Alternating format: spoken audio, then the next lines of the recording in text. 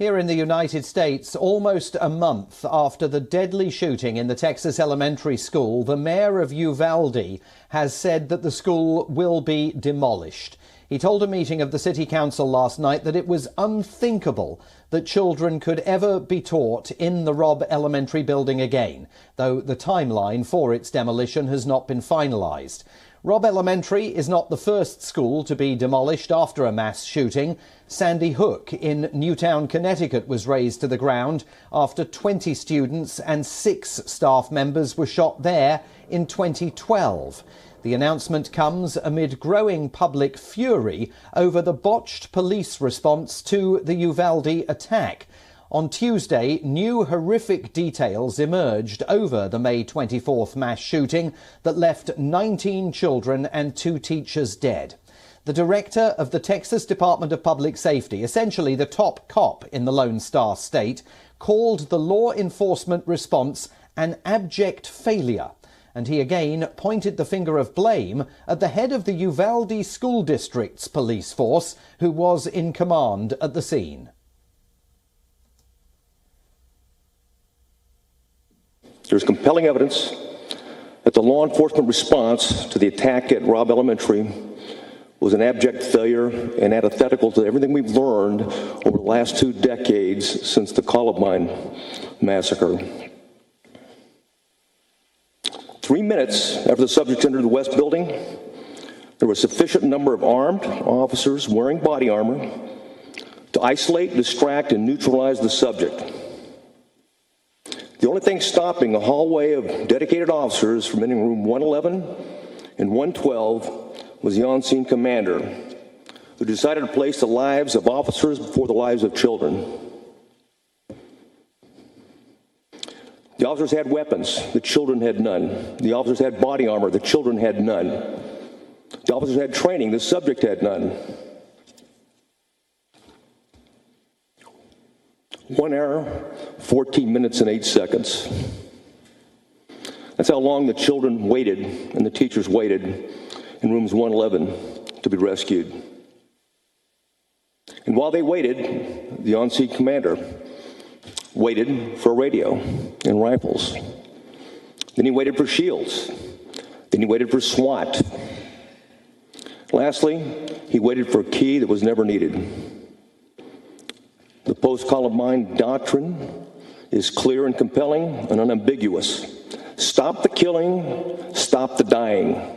You can't do the former unless you can't do the latter unless you do the former. The delay in the police response is the focus now of numerous investigations at a federal and state level. Many parents and relatives of the victims have expressed deep anger over the revelations regarding the police handling of the mass shooting. The state is likely to face claims for millions of dollars in damages by the bereaved. For more, we are joined by WION's US correspondent Susan Tehrani, who is with us today from New York. Susan, that testimony by Steve McCraw of the Texas Department of Public Safety yesterday was almost impossible to hear. It must have been absolutely grueling for the families of the victims, especially to learn that the rescue efforts were delayed by a search for a key to a classroom that investigators believe now was not even locked.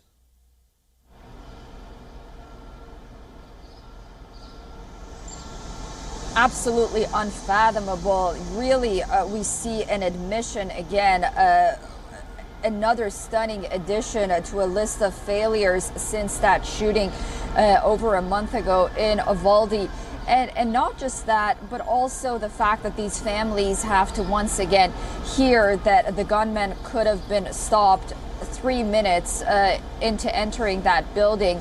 But the carnage really carried on for almost an hour before law enforcement went in. As you mentioned, you know, the doors were not locked. This sort of the door being locked conversation has been ongoing for the past month and has really been the center of this investigation.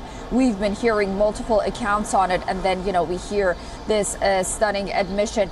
At this point, you know, the part about, you know, unarmed children and the police being armed again, you know, that was something that I think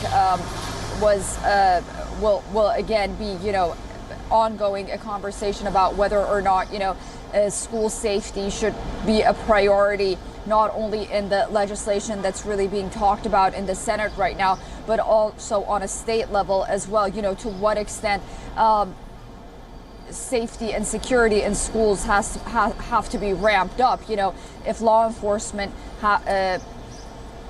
you know, whether this was an isolated account or not, but if law enforcement take this long to get to schools, and if something like this happens again, I think these are the questions that, you know, will come up in the future. But absolutely, you know, the fact that they were looking for keys when the door was not locked. I mean, there are so many questions still left unanswered.